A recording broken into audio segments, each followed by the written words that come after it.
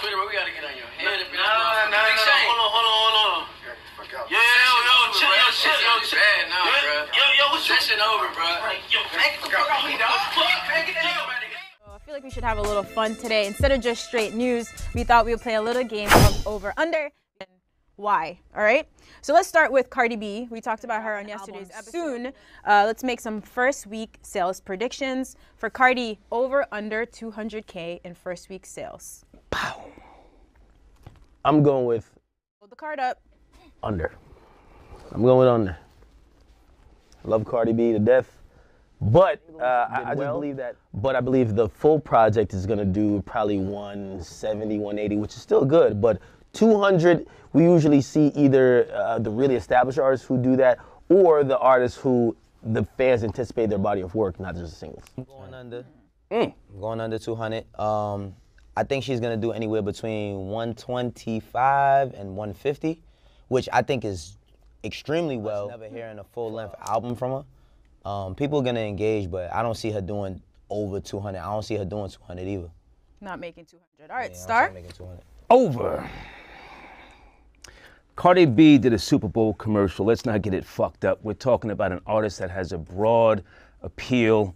Yeah, and just I think that out the box, the ad dollars, as you know, the labels, when the ad dollars are there for radio, for streaming, the machines behind her apologizes when she says something that could somewhat sort of be misconstrued as not politically correct. She's playing the game. She's a winner.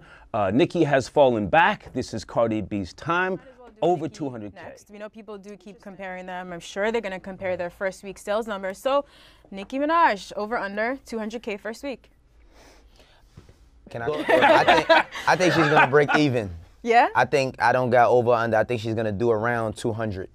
I don't see her doing 600 or nothing crazy like that. Game is different since the last time she's dropped the album. Last time was what, 2014? I think she does like 200. With a big single, or does it matter? I don't think it matters. I think she has like 200,000 loyal fans that's just gonna go purchase, download, stream, that's gonna get those numbers to 200. Go next? I disagree with Wayno, and I disagree, and I'm gonna use historical facts. The last time she put out an album, yes, 2000, was it 14? Yeah. But regardless, I know first week sales.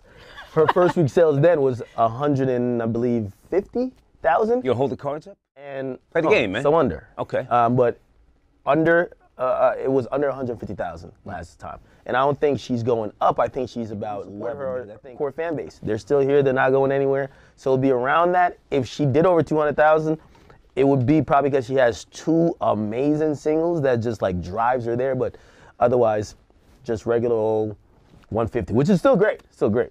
That's a lot of engagement. And by the way, the thing for women artists is that men don't really buy their records. Like, yeah. So we got like, she would normally, if she was a guy, she'd do 300. Right, this is because you don't like hearing her rap about sex, right, you said? No, well, me personally, I would fuck with a single. I'm not buying a whole Nicki Minaj record. But men will, if men want to be honest, men aren't purchasing women's album. Just like... depending. I purchase different artists. That's totally different artists, but I purchase rap. Nicki's brand is based on sex appeal. Right.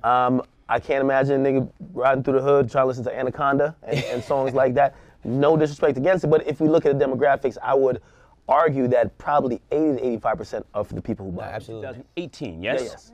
Okay, first let me just say, I'm bringing white socks. Y'all niggas, man, who got a problem with me, wearing white socks. I don't think we're gonna hear from Nicki Minaj in 2018. I think she's still gonna be restructuring, trying to find things that will bring her back. And let's take the whole depression shit off. Nicki as an artist, I don't think we'll hear from her. I think she's working on something. But in terms of if she were to come out, just hypothetically in 2018, I would say under. She's got to play catch up now. Cardi B is that bitch right now. Nicki has got to come out with something different. As you just said, she plays sex. And she's done it very well. She's still the ultimate hip-hop fantasy, if you ask me.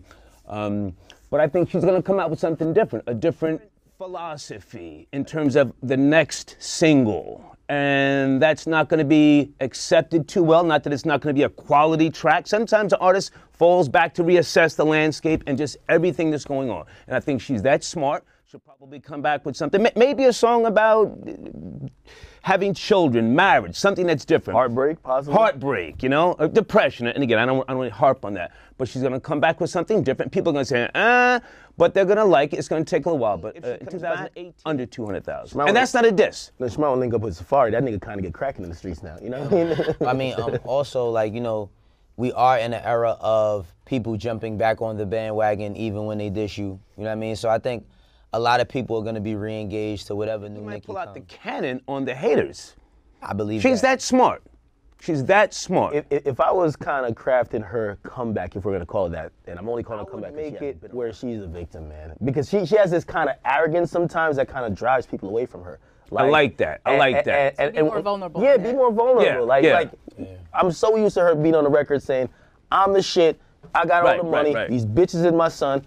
All y'all are haters." And if you come and you show that vulnerability, last year been a tough year. All you niggas switched on me. Right. My friends, I realize they're not my friends. My relationships, I've had some ups and downs. Meek and Nas and shit. Safari over here selling penis pictures.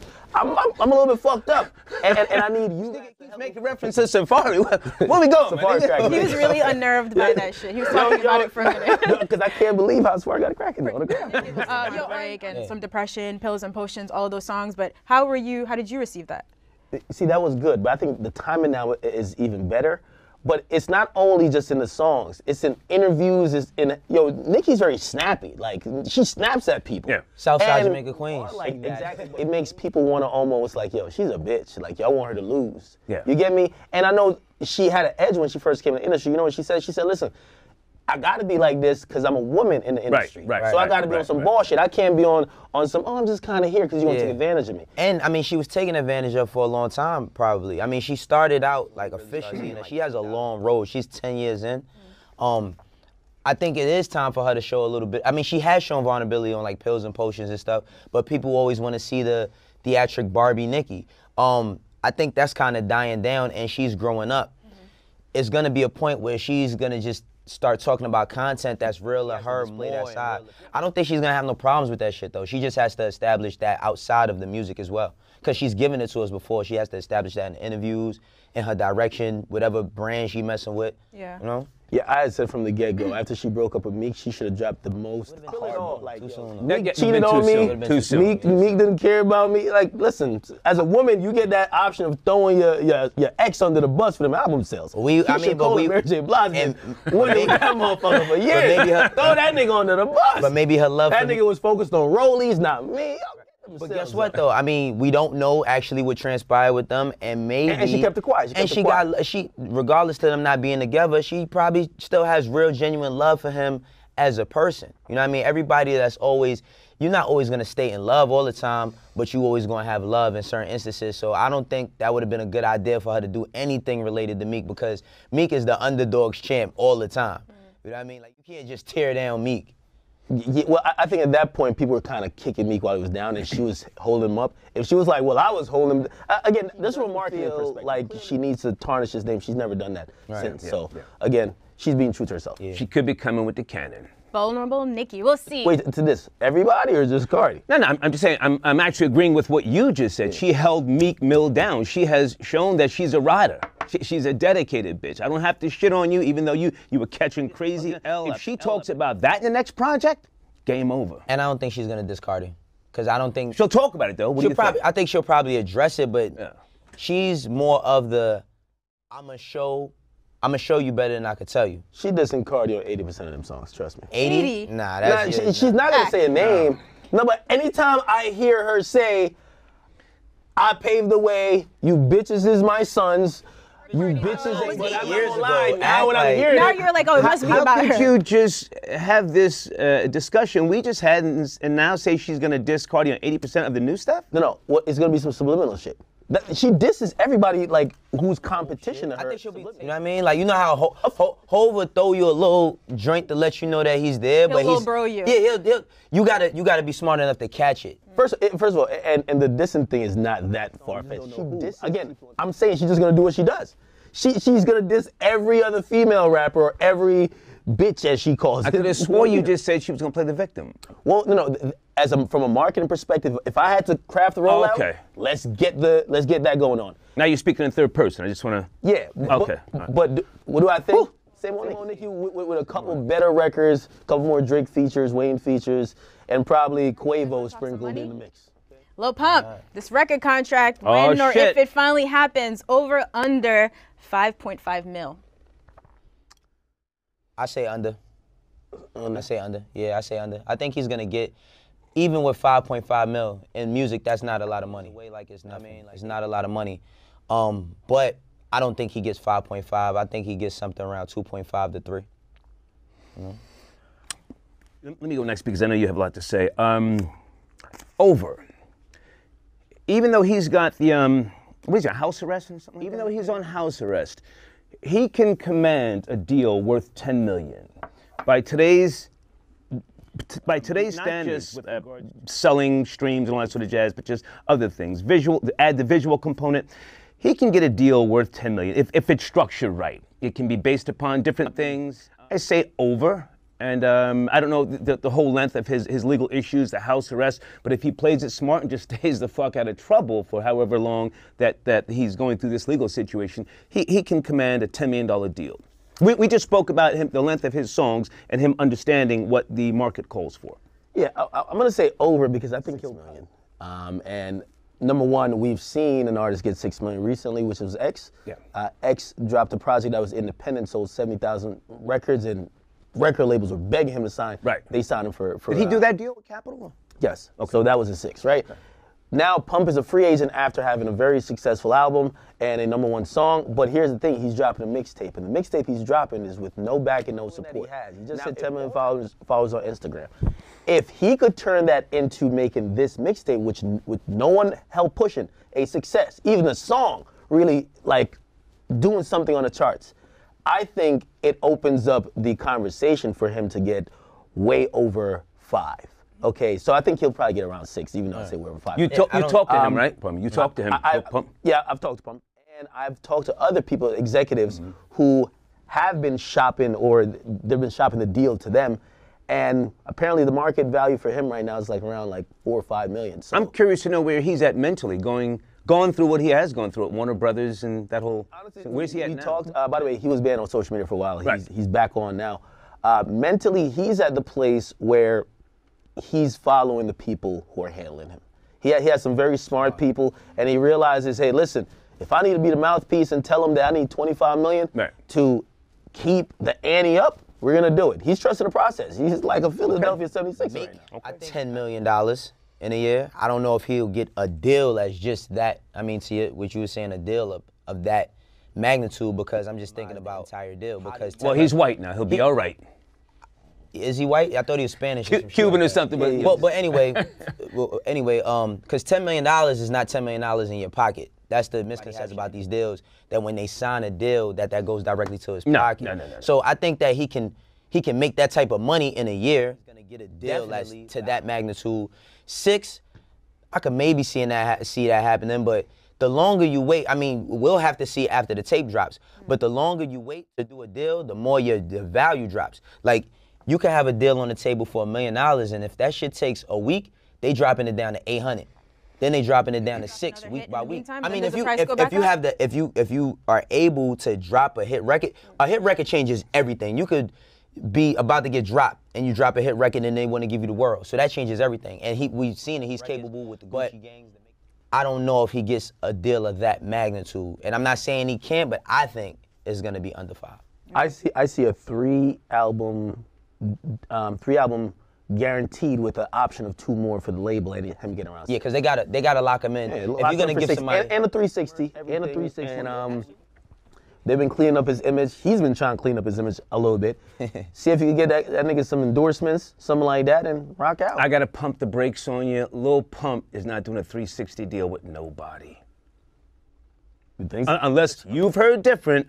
An artist of his caliber is not signing no fucking 360 deal. Why not?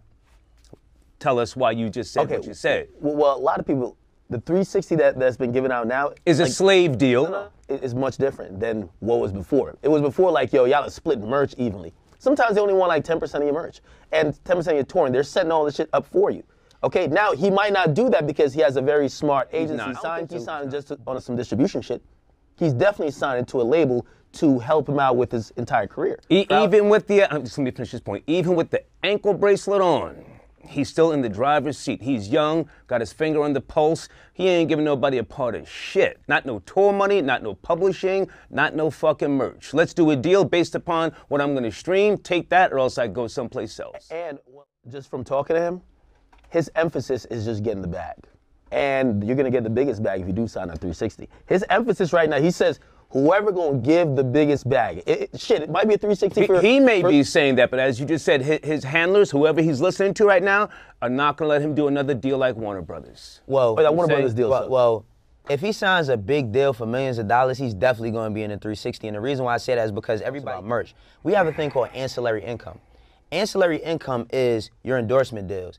If you giving somebody $5 million or $10 million or whatever you're gonna give them, you're not giving that up without knowing how you're gonna make it back, and you're not just gonna make that back only. And it's 2018. I'm building your brand. You're not selling T-shirts because of you. Nowhere on the world, if you're in the streets, if you're in corporate, no matter what you give, if somebody invests money in you, they want their money back. Yo, I could this is speaking to executives and seeing how they're racking up album sales now. They're tying to album sales. Where they're not pushing out. You'll see every new artist they're pushing out merch quickly.